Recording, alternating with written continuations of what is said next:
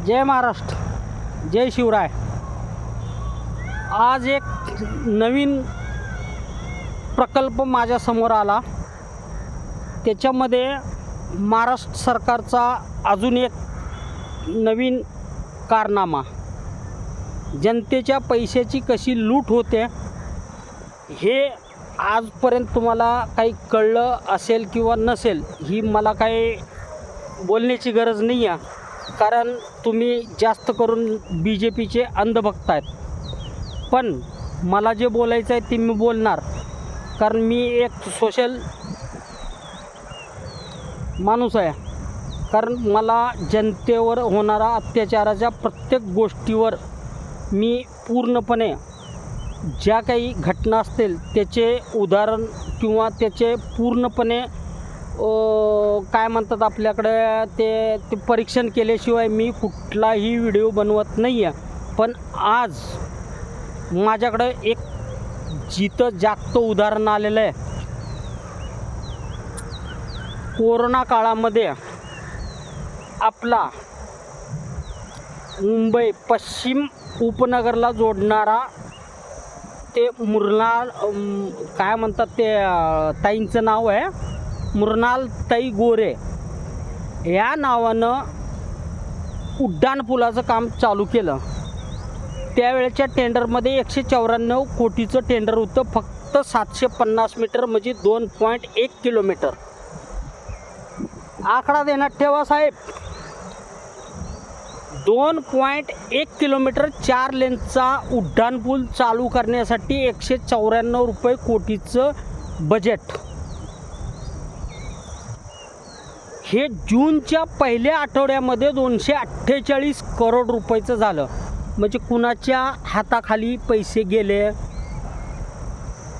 देवेंद्र फडणवीस साहेबांनी हे tender pass केलं 248 करोड रुपयेमध्ये। करोड म्हणजे आपल्या मराठी भाषेत कोटी रुपये, बरोबर? मग ते पैशामधून तुमच्या खिशामध्ये देवेंद्र फडणवीस साहेब पैसे किती आले,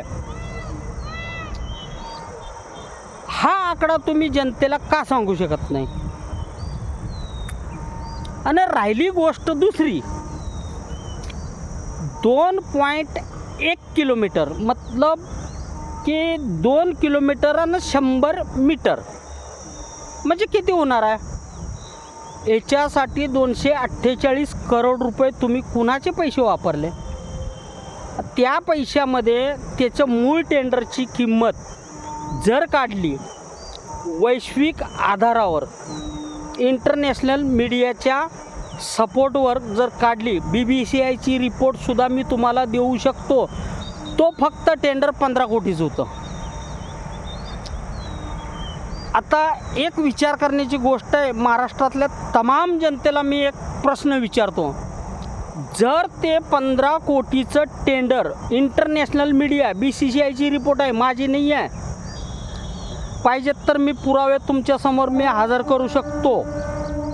फक्त एक लक्षात घ्या, महाराष्ट्रातल्या जनतेने ही प्रत्येकाच्या डोक्यात ही बात काय येत नाही ही मला काही कळत नाही।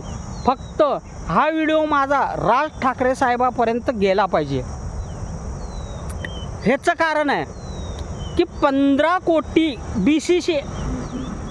BBCची रिपोर्ट आहे, माझी नाही आहे। इंटरनॅशनल मीडिया ऑल वर्ल्डमध्ये चालते,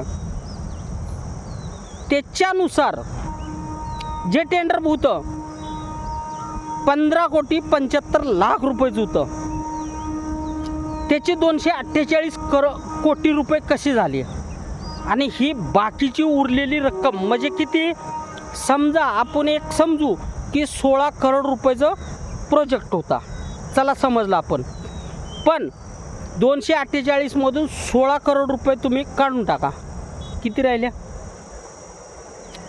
232 करोड रुपये कुणाच्या खिशात गेलेले आहेत? हे देवेंद्र फडणवीसांनी आज प्रेस कॉन्फरन्स घेऊन आम्हाला या महाराष्ट्राच्या जनतेच्या पैशाची लूट कोणी केली ही दाखवायला पाहिजे। ह्याच्याशिवाय दुसरा पर्याय नाही। नसेल तुमच्याकडून होत तर तुम्ही सत्तेची खुर्ची सोडा आणि तुम्ही घरी जा, कारण तुमची पत्नी अमृता फडणवीस ही स्वतः रील बनवते, पैसे कमवते आणि ती कुणासोबत रील बनवते ही बी देवेंद्र फडणवीस साहेब तुम्हाला माहिती आहे की तुमची पत्नी कुणासोबत रील बनवते आणि तुम्ही समाजामध्ये हिंदू मुस्लिम करता. मला जास्त बोलायची गरज नाही आहे कारण तुम्ही समजदार माणूस आहात आणि माझ्यावर जी काय कारवाई करायची असेल ती तुम्ही बेलाशक करू शकता. जय हिंद, जय महाराष्ट्र.